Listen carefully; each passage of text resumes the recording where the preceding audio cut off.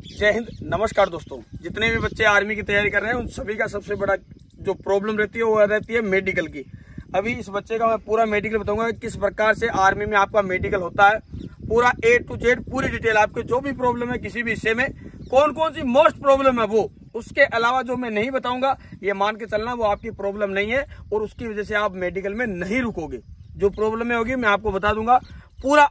जो भी बच्चा आर्मी की तैयारी कर रहा है सबसे पहले उसके लिए जरूरी है कि वो मेडिकल फिट होना चाहिए। अगर वो शारीरिक रूप से फिट नहीं है तो फिर उसको तैयारी नहीं करनी चाहिए आर्मी की, किसी और डिपार्टमेंट की करनी चाहिए। तो जो भी आर्मी की तैयारी कर रहा है इस वीडियो को अच्छे से देख लीजिए एंड तक।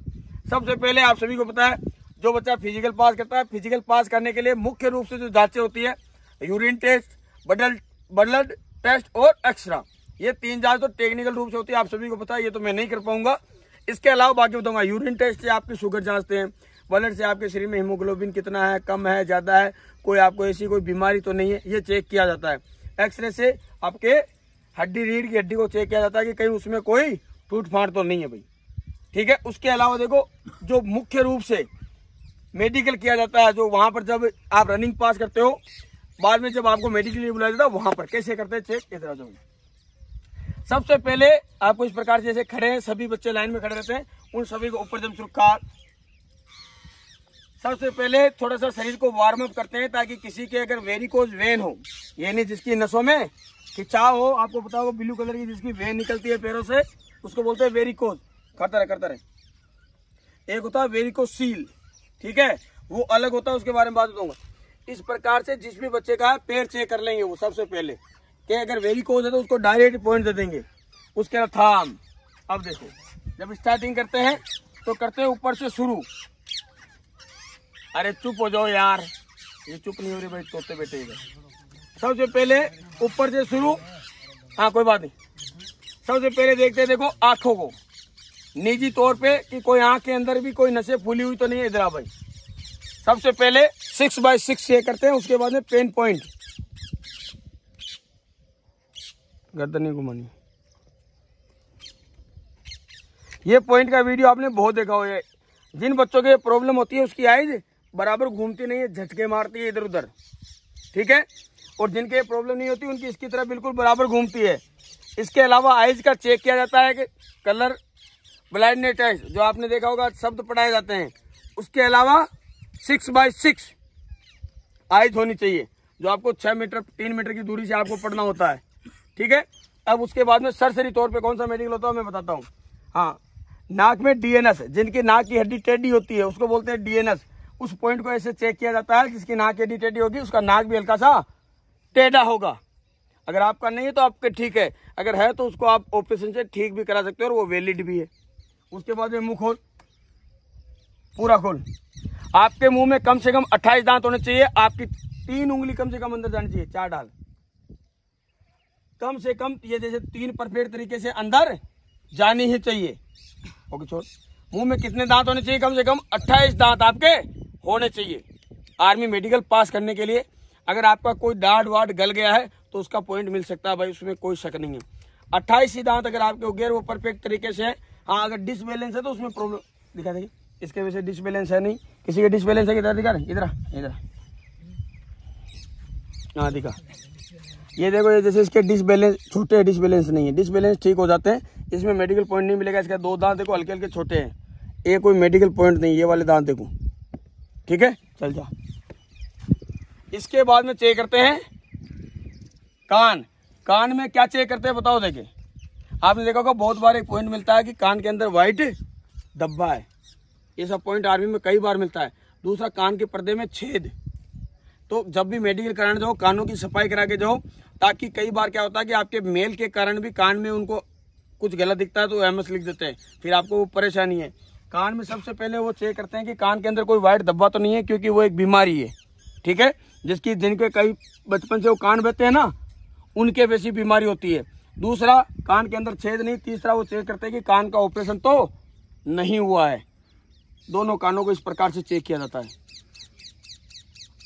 इसके बाद में हाथों में सबसे इंपॉर्टेंट पार्ट कौन सा, आप सभी को देखा होगा, इस प्रकार ऐसे हाथ पकड़ते हैं। ये क्या चेक करते हैं?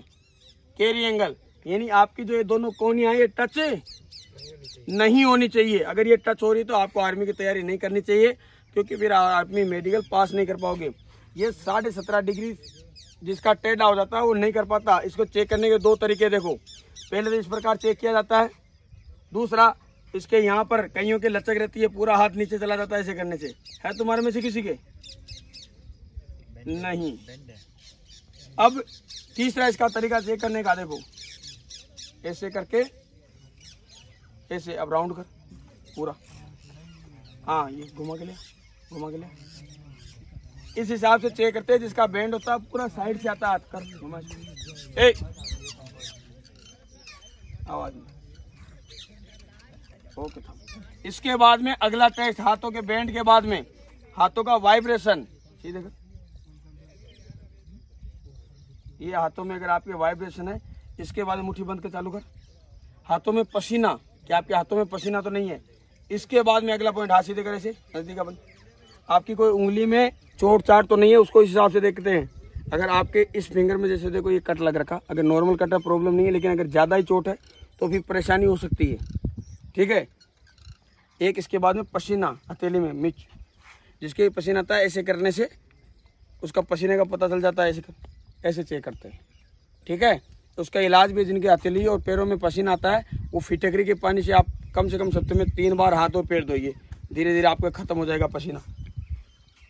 या हाथों में अगर चोट का निशान है कहीं पे भी, वो देखते हैं। उससे अगला चेस्ट, यहाँ पर किसी के गांठ तो नहीं है? बहुत सारे बच्चे हैं जिनके यहाँ पर गांठ हो जाती है, ठीक है। पहले वो गांठ चेक करते हैं, उसके बाद में सीना फुला। अब कई लोगों को नहीं पता चलता है कि सीना क्यों फुलवाया जाता है 5 सेमी। अरे जिनके लंग्स की प्रॉब्लम होती है ना, वो 1 सेमी भी फुला नहीं फुला सकते, समझे बात। जिनके लंग्स की ओके डाउन, जिनके गुर्दे खराब होते हैं, पसलियाँ खराब होती है, जिनके अस्थमे की प्रॉब्लम होती है, क्या वो सांस रोक सकते हैं? नहीं रोक सकते हैं। इसीलिए सीना फुलवाया जाता है, क्योंकि अगर वैसे चेक रहेंगे तो बहुत टाइम लग जाएगा, बहुत पैसा। जो 5 सेमी सीना फुला के अगर 5 सेकंड रह सकता है, तो इसका मतलब ना तो उसके अस्थमा है और ना ही उसके लंग्स की कोई भी प्रॉब्लम है, इसलिए चेक किया जाता है फुला। मेडिकल के टाइम भी ऐसे चेक कर सकते हैं वो। Okay down. इसके बाद में पैर मिला, नोकनी, अगर आपके घुटने दोनों टच हो रहे हैं तो आपके नोकनी का पॉइंट है। इसके लिए बहुत सारी एक्सरसाइज है जो हमने बताई भी आपको वीडियो में, आप कर सकते हो।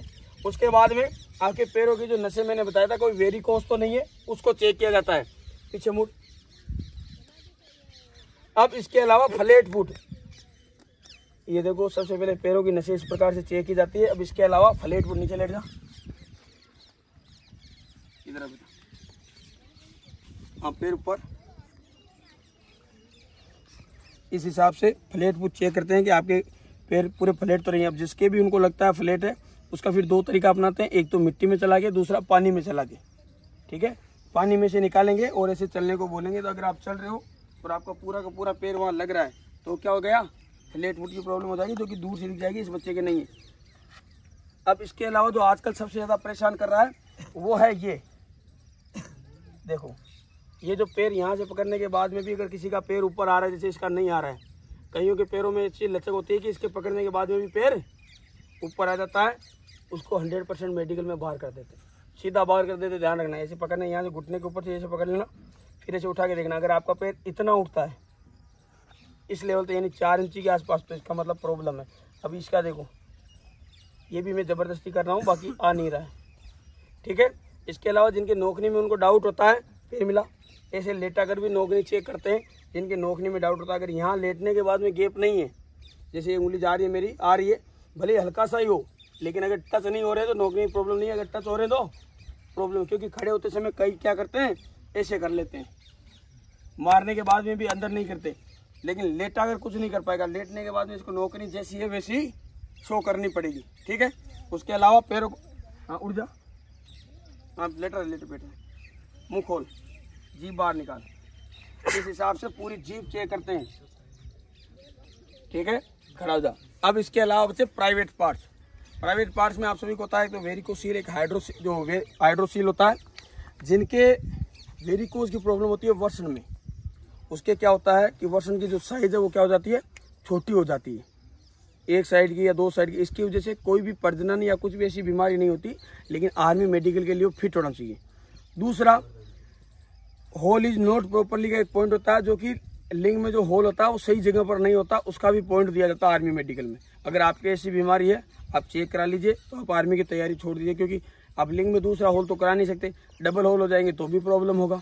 तीसरा, जिनके जो फिमोसिस बोलते हैं, जो चमड़ी पीछे नहीं जाती, लिंग की पूरी यानी पूरी बाहर जानी चाहिए। जब वो चेक करते हैं तो पूरी चमड़ी आपको पकड़नी पड़ती है ऐसे करके, अगर वो नहीं जा रही है तो उसको बोलते हैं फिमोसिस। फिमोसिस की जो प्रॉब्लम होती है उसका एक छोटा सा ऑपरेशन होता है, 1000 से 2000 रुपए का, एक हल्का कट लग जाता है, जैसे मुस्लिम में बचपन में लगा दिया जाता है, क्या बोलते हैं उसको, फतवा, कटवा उसको नहीं, कटवा थोड़ा ना बोलते हैं, खतवा बोलते हैं उसको, जो कि फिर जो कईयों की नहीं होती तो वो उस हिसाब से ऑपरेशन कराना पड़ता है। उसके अलावा जिसकी हाइड्रोजिल जैसे पानी बढ़ जाता है गोलियों में, ज़्यादा बड़ी हो जाती है, वो भी मेडिकल पॉइंट है, वो भी आप चेक कराना। अगर ऐसी बीमारी तो आप उसको इलाज करा के जाइए। इसके अलावा रही पाइल्स और बवासीर, इसका इलाज है, अगर कोई इससे ग्रसित है तो इसका इलाज करा लीजिए। आपको बहुत सारे हॉस्पिटल मिल जाएंगे जो इसकी गारंटी लेते हैं इलाज करने की, आप उनसे इलाज कराइए और फिर खाने पीने का ध्यान रखिए, तो ये बीमारी भी दूर हो जाएगी। जय हिंद।